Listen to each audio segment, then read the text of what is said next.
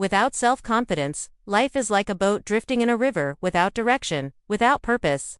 No matter how intelligent you are, if you let fear and shyness control your actions, you'll never reach your true potential. Many people live their lives in silence, afraid to speak up, afraid to fail, and afraid to be seen. So stay with us till the end because this story could be the turning point you've been waiting for. Once upon a time in a busy city, there lived a businessman who supported his family by selling salt.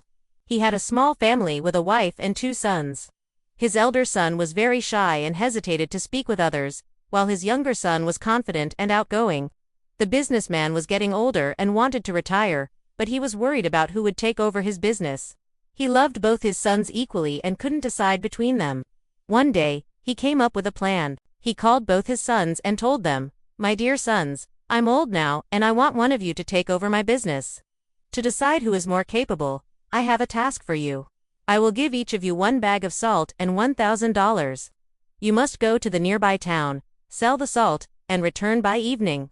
Whoever makes the most profit will inherit the business." Both sons agreed.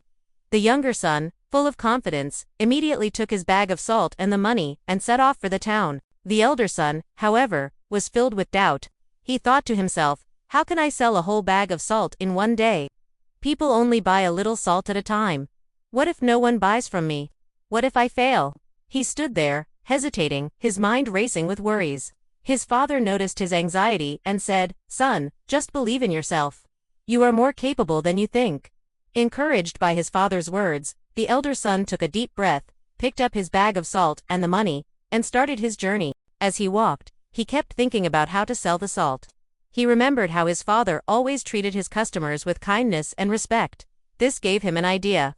When the younger son reached the town, he found a spot in the bustling market and started shouting, "Salt for sale. Get your salt here." He was loud and energetic, but the market was crowded with many other vendors selling the same thing. People passed by, barely noticing him. He managed to sell a few small packets, but the large bag seemed as full as when he started. By midday, he had only made a small profit and was feeling frustrated.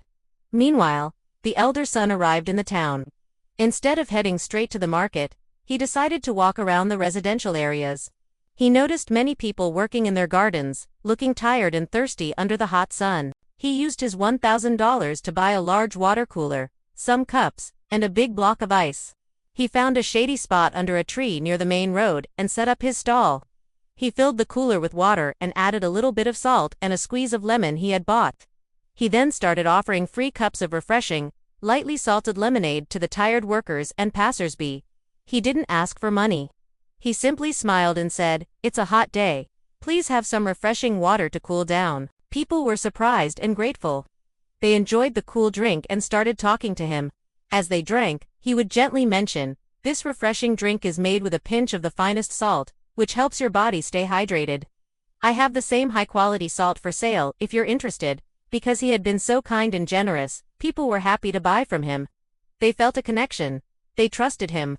Soon, word spread about the kind young man giving out free drinks. More and more people came to his stall. They would have a drink, chat with him, and then buy a packet of salt. They didn't just buy a little. Many bought larger quantities because they liked him and appreciated his smart and kind approach. He wasn't just selling salt. He was offering a solution to their immediate problem, thirst and heat, and building a relationship at the same time.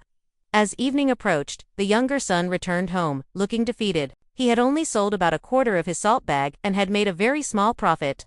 He complained to his father, "The market was too competitive. No one wanted to buy my salt." A little while later, the elder son returned. His bag of salt was completely empty. He walked up to his father, handed him a bag full of money, and smiled. He had not only sold all the salt but had also made a significant profit, far more than the initial $1,000. The father was amazed. He asked, "How did you do it?" "Your brother said the market was impossible." The elder son explained his strategy. "Father, I saw that people weren't just looking to buy salt. They were tired and thirsty.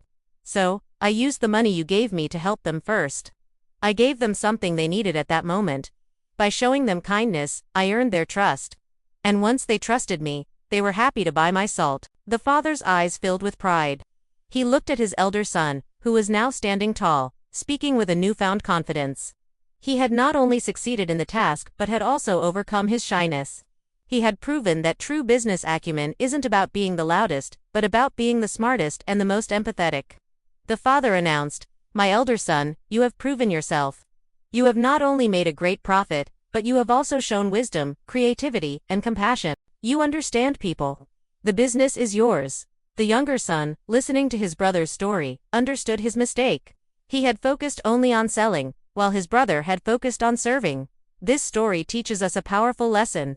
Self-confidence isn't about being loud or aggressive. It's about believing in your ability to think creatively and solve problems. The elder son was shy, but he didn't let that stop him. He used his intelligence and empathy to find a unique solution. He turned his perceived weakness into a strength. Many of us are like the elder son at the beginning of the story. We doubt ourselves. We're afraid to try something new because we're scared of failure or what others might think. But your potential is not defined by your fears. It's defined by your actions. The first step to building confidence is to take that first step, even if you're scared. Just like the father told his son, believe in yourself. Think about your own life. Are there areas where fear is holding you back? Maybe it's speaking up in a meeting, starting a new project, or pursuing a hobby you love. What's the smallest step you can take today to move forward? It doesn't have to be a giant leap. It can be a small, simple action. The elder son didn't just sell salt. He built connections. He provided value first. This is a key principle for success in any field. When you focus on helping others and providing value, success and confidence will naturally follow. Your shyness or fear becomes irrelevant when your purpose is to serve. So, the next time you feel that voice of doubt creeping in, remember the story of the salt seller's son. Remember that confidence comes from competence and action. Start small, be creative, and focus on providing value. You have unique talents and ideas within you. Don't let fear keep them locked away. Take that first step, believe in your ability to figure things out, and watch as your confidence grows, one small success at a time. You are more capable than you think. Thank you for watching. If this story resonated with you, please hit the like button and subscribe to our channel for more inspiring content. We'd love to hear your thoughts in the comments below. What's one small step you'll take this week to build your confidence? Share it with our community. Until next time, believe in yourself.